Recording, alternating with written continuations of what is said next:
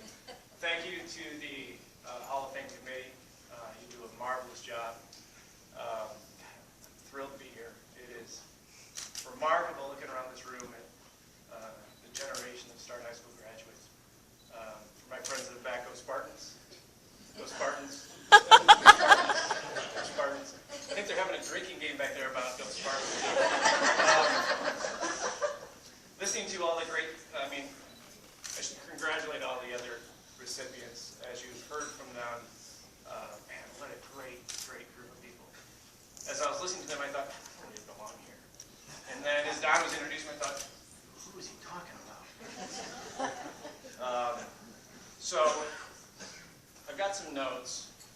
I speak in front of people frequently, but never about myself. There's usually a PowerPoint. For those of you who are in or about 1976 graduates, you'll notice the smiling face in that big picture is my sister Denise. My sister Lynn was a 74 graduate. My brother Bill was a 69 graduate. My sister Dawn was an 83 graduate.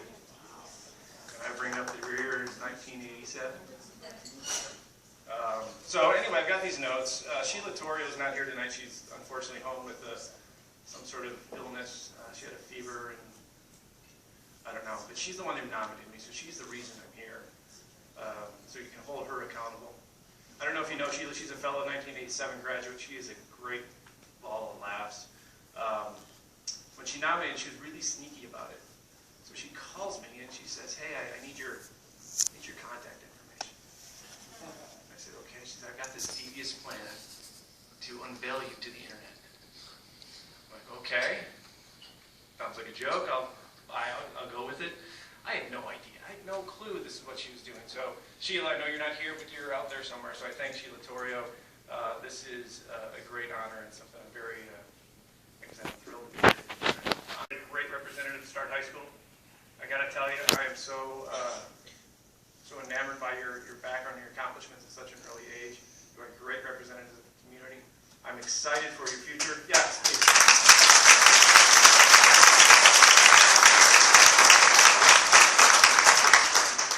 You have such an exciting future ahead of you.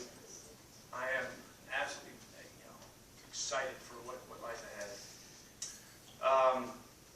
So, as I told I was going to receive this award, I thought I better write a speech, and I spent a good time figuring out this speech I'm going to write.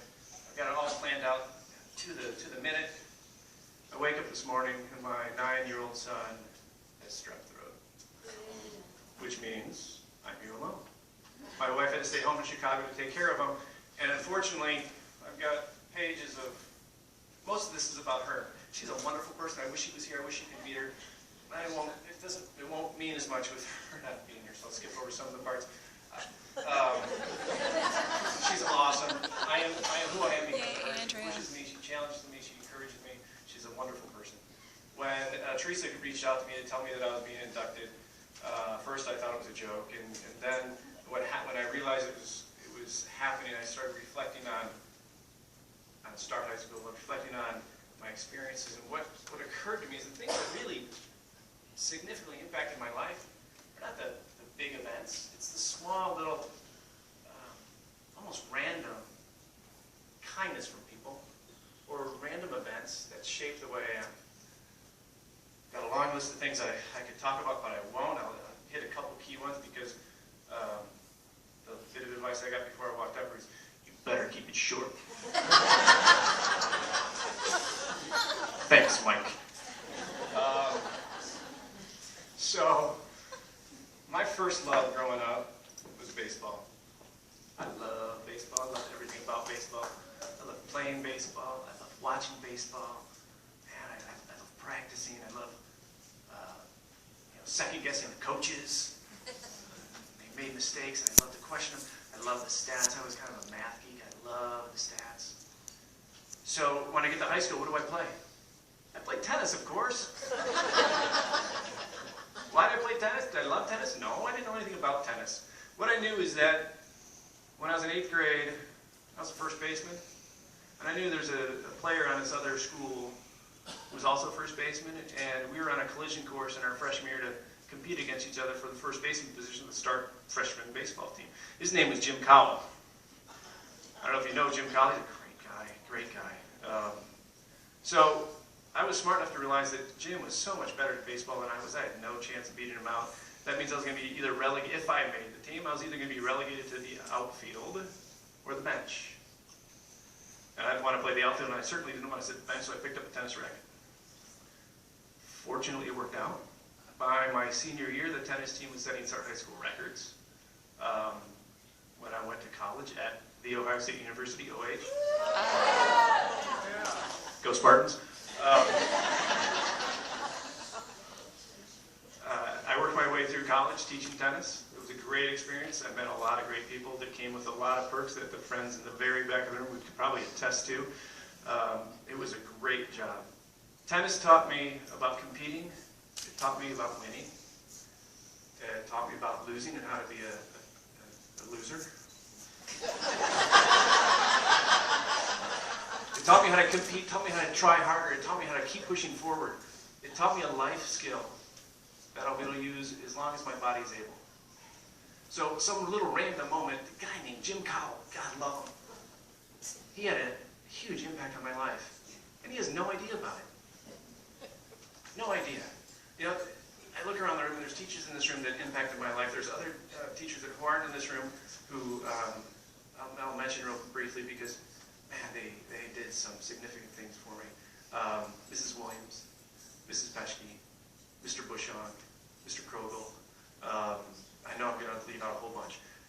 Significant impacts in my life. One memory of high school, I'll share this because I think it's kind of funny.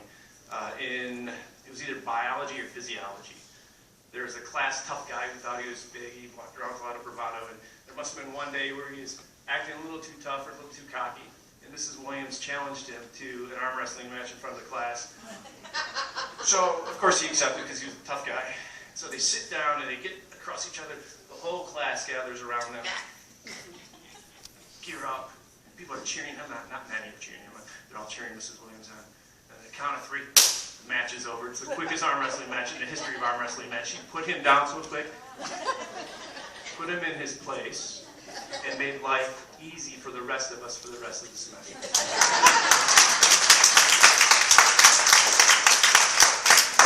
When I come back to town, I still see your son's amazing family. So, one other quick story, and Mike, I'm sorry this isn't thank you and walking off the stage. So I got a lot of great friends out there that have all had a significant impact on my life. I want to talk about one friend in particular and his family. Lee Adler, class of '89. He's also has older siblings that some of you have graduated with. He's got an amazing family. One quick story. At Lee's college graduation, a whole bunch of us flocked down to Findlay to go see it because we weren't sure he was really graduating. We wanted to be there to make sure. As his family was walking up the stadium to sit in high seats again to witness to make sure he got the diploma, his dad and I sat on the first floor in the bleachers, right on the gymnasium floor. His dad was pretty confident he was graduating, unlike the rest of us. Anyway, so his dad's sitting there, and I don't know if it was the moment, I don't know what it was, but he decided it was that time to share his wisdom with me. And he looks at me and he says, "Hey, Steve." I said, "Yeah." He says, "You guys are so foolish." I said, what? He says, "You're looking for perfection where perfection doesn't exist. So when you see the first slightest bit of imperfection, you leave." "What are you talking about?" "I'm talking about girls." "Ah, a subject I like." He says, "What you need to find is happiness. If a person can make you happy today, they'll make you happy in 40 years. All the physical attributes will slowly fade, but happiness will remain." Wow, that's powerful.